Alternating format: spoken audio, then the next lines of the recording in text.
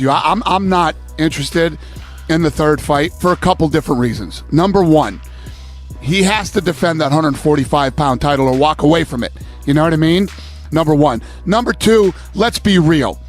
Nate Diaz stepped up, and it was fucking huge, and I have so much respect for him and Conor for both doing it, and it was such a fun fight. They both wanted to do it again and everything else. It's all great. But we have weight classes for a reason here. Yeah. And Conor is such a fucking super talented athlete, right? You can only have so many of those wars in your career, man. Yeah. You know, when he's at his right weight, the guy is awesome. He's super talented. I want to see him fight all the best in the world at his weight, not 30 pounds heavier.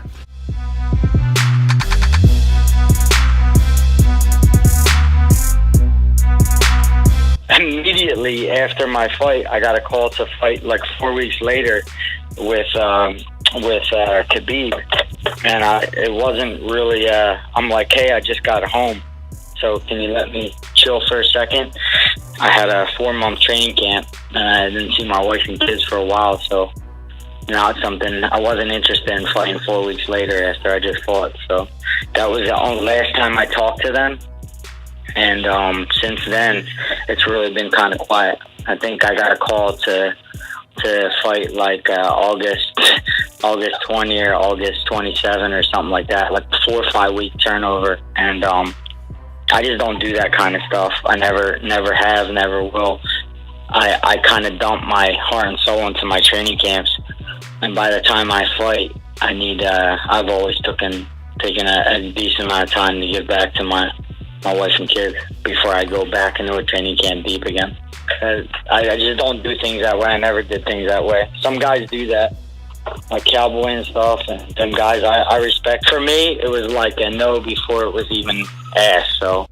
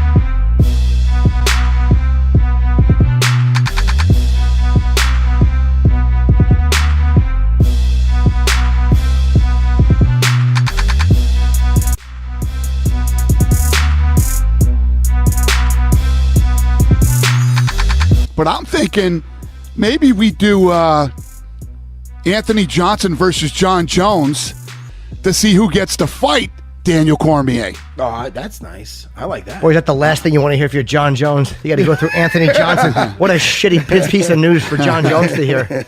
How's he doing, man? What's any updates on John? I haven't talked to John, but the guy's got 13 lives, man. It's looking good for him. I think he's got a deal with Nevada right now, and this thing that went down. And again, I can't say a lot about it, sure, because it's not my place. But yes. We'll see how this thing plays out. But it's looking good for him.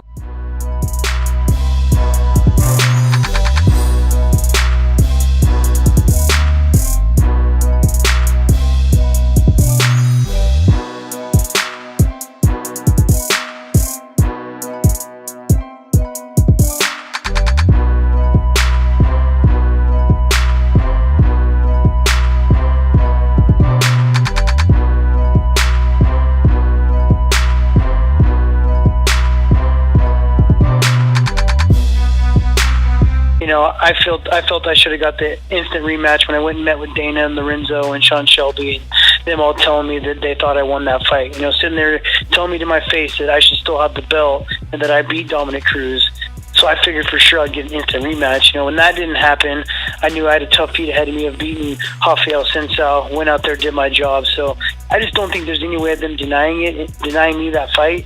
And if they do, it's a straight up robbery, and this is not even a sport anymore. You know what I mean? If they don't give me that title fight and they skip me and they give it to someone else, this is turning into more of the entertainment factor drama than it is an actual sport.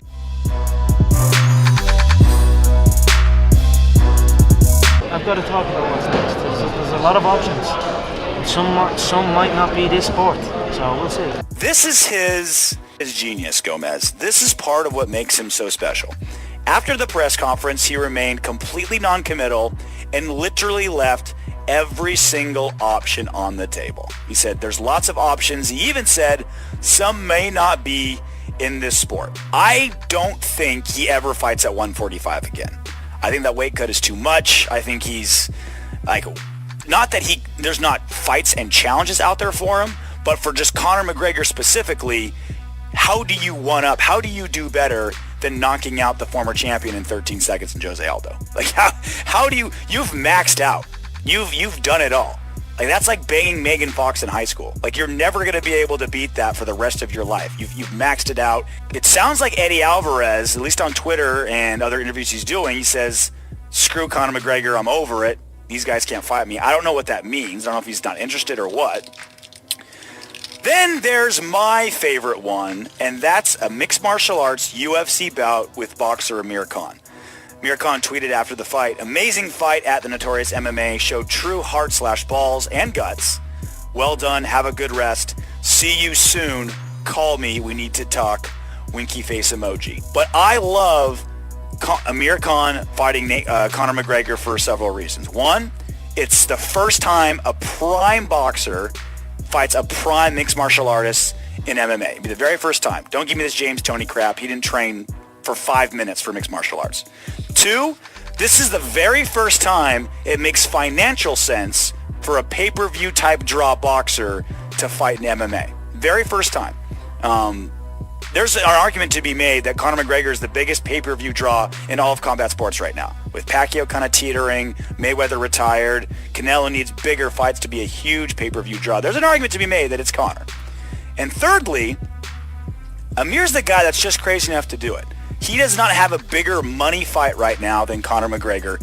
He's trained MMA before. He owns a stock in the Super Fight League, the Indian promotion of MMA. I want to see Conor McGregor, Amir Khan in the UFC. I think that's the type of fight that Conor loves because there's such high upside, very low downside. Give me that matchup. Amir Khan, Conor McGregor, biggest pay-per-view in UFC history.